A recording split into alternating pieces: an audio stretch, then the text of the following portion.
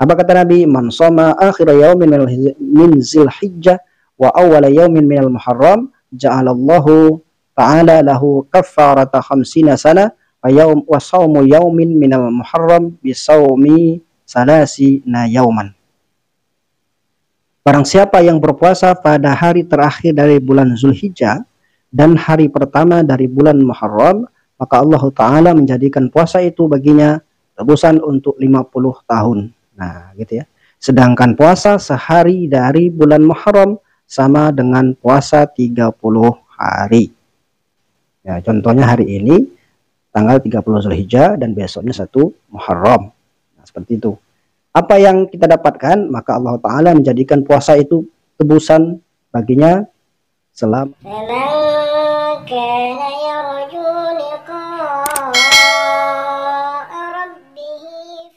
Assalamualaikum warahmatullahi wabarakatuh. Alhamdulillah wassalatu wassalamu ala rasulillah amma ba'du. Apa kabar sahabatku semuanya dan kaum muslimin dimanapun anda berada? Semoga dalam keadaan sehat walafiat dan dalam lindungan Allah subhanahu wa ta'ala. Baik teman-teman, kita sekarang sudah hampir memasuki penghujung bulan Zulhijjah dan insya Allah kita akan bertemu dengan awal bulan Muharram. Ya. Nah, terkait dengan bulan Zulhijjah dan bulan Muharram, yang mana bulan Zulhijjah dan bulan Muharram ini merupakan bulannya orang Islam. Zulhijjah karena bulan ini diambil dari peristiwa hijrahnya Nabi Shallallahu Alaihi Wasallam dari Makkah ke Madinah, kemudian barulah setelah itu ditetapkan kalender atau penanggalan dalam Islam dengan sebutan Hijriyah. Tentunya di bulan Islam ini, yaitu mulai dari Muharram sampai Zulhijjah ini pasti punya kelebihan dan keutamaan. Kenapa? Karena ini sering disebut oleh Nabi Shallallahu Alaihi Wasallam doa-doa atau amalan-amalan yang perlu diamalkan di setiap bulannya, misalnya. Seperti bulan Ramadan. Bulan Ramadan adalah bulan yang mulia, yang kita dianjurkan banyak-banyak mengamalkan amal ibadah. Nah, kita dianjurkan untuk memperbanyak amal ibadah di bulan Ramadan. Artinya di setiap bulan Hijriyah ini punya keutamaan dan kelebihan.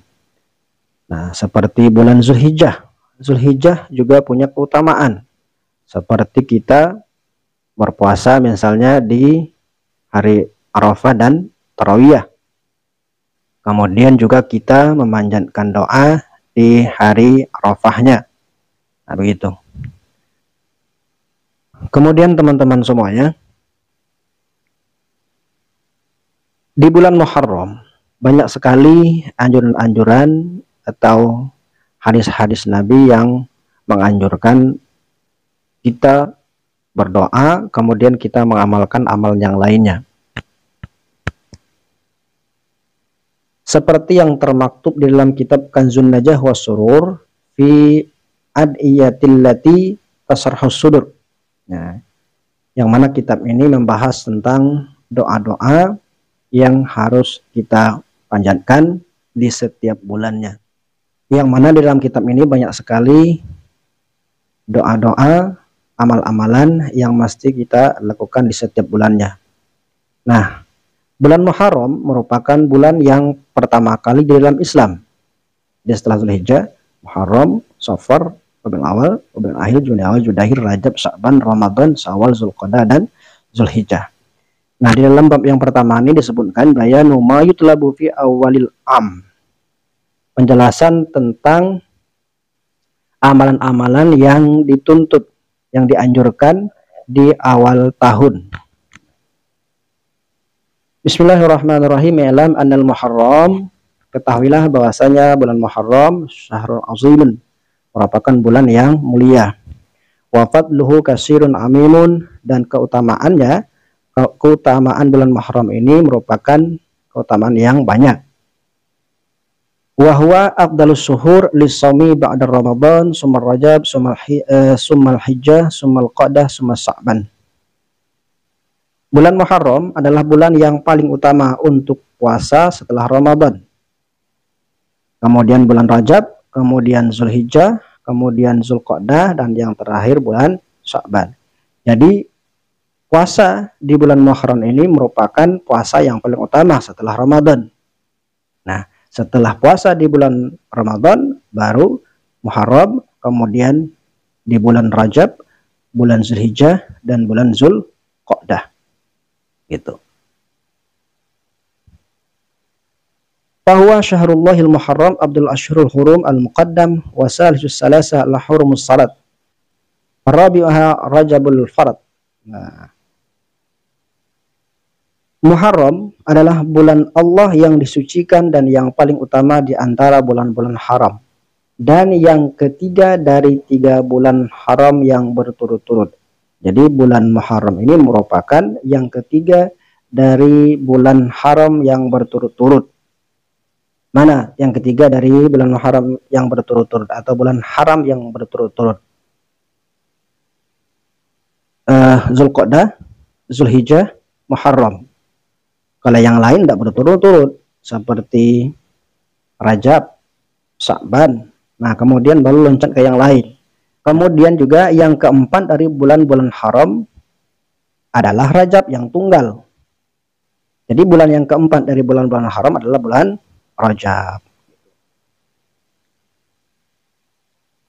Nah, kemudian disebutkan dalam kitab ini, Zakar al-Hafiz Ibnu Hajar rahimahullahu ta'ala annahu ruwiya an Hafsah radhiyallahu ta'ala anha an Nabi sallallahu alaihi wasallam annahu qala man shoma akhir yaumin min Zulhijjah wa awwala yaumin minal Muharram ja'alallahu ta'ala lahu kafarata 50 sanah wa saumu yaumin minal Muharram bisaumi salasina yauman. Yang mana artinya Al-Hafiz Ibnu Hajar menyebutkan bahwa diriwayatkan dari Hafsah dari Nabi Shallallahu Alaihi Wasallam bahwa beliau bersabda. Nah, ini sabda Nabi SAW terkait tentang kelebihan berpuasa di bulan Zulhijjah, tepatnya di akhir bulan Zulhijjah dan awal bulan Muharram. Apa kata Nabi? Man shoma akhir yaumin min Zulhijjah wa awwala yaumin minal Muharram ja'alallahu ta'ala lahu kafarata 50 sana wa sawmu yaumin minal Muharram bisawmi salasina yauman. Barang siapa yang berpuasa pada hari terakhir dari bulan Zulhijjah dan hari pertama dari bulan Muharram, maka Allah Ta'ala menjadikan puasa itu baginya tebusan untuk 50 tahun. Nah, gitu ya. Sedangkan puasa sehari dari bulan Muharram sama dengan puasa 30 hari. Jadi orang yang berpuasa pada hari terakhir di bulan Zulhijjah. Jadi kita sekarang hampir terakhir dari bulan Zulhijjah, ya. Dan hari pertama dari bulan Muharram. Ya, contohnya hari ini tanggal 30 Zulhijjah dan besoknya 1 Muharram. Nah, seperti itu.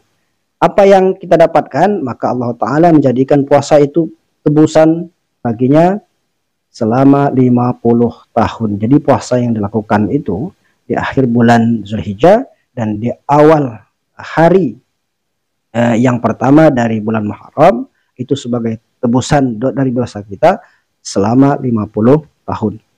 Kemudian sedangkan puasa sehari dari bulan Muharram sama dengan puasa 30 hari. Jadi orang yang berpuasa 1 hari di bulan Muharram palingannya sama dengan puasa 30 hari. Itu luar biasa. Nah, rugi kita sebenarnya kalau tidak mengamalkan ini. Ya, mumpung usia kita masih muda, kesehatan kita masih penuh, full, kerja juga tidak menumpuk. Nah, sebenarnya wajib kita amalkan.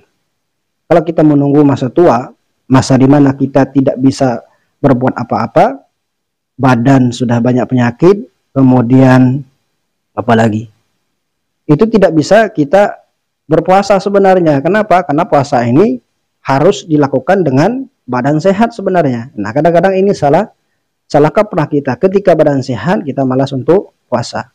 Kenapa? Karena katanya kalau puasa ini terlalu capek, terlalu sulit, karena kita lagi banyak makannya, lagi kuat-kuat makannya, sehingga tidak mau puasa. Nah begitu.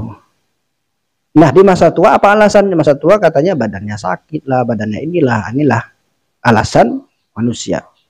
Jadi kalau kita cari waktu yang tepat, tidak ada waktu yang tepat untuk kita melaksanakan amal ibadah.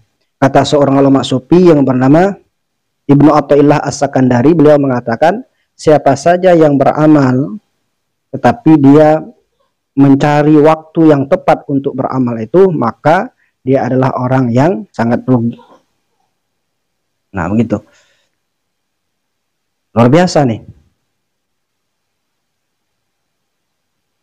Nah kadang-kadang kita salah guna juga ya. Kenapa dikatakan seperti itu? Kita misalnya di awal tahun, yaitu Januari, kita berhabis-habisan, menghabiskan waktu, menghabiskan tenaga, menghabiskan uang untuk jalan ke sana, untuk jalan ke sini. Ya, dapat kesenangan, tapi itu hanya kesenangan secara zahir saja. Tapi ada kesenangan yang kekal abadi, bukan kesenangan di akhirat saja, tetapi kita juga mendapatkan kesenangan di dunia ini. Apa itu? Yaitu ketika kita mengamalkan amalan yang dianjurkan oleh Nabi SAW, yang dianjurkan agama, yaitu mengamalkan amalan yang tepat di setiap bulannya, seperti di bulan Muharram ini.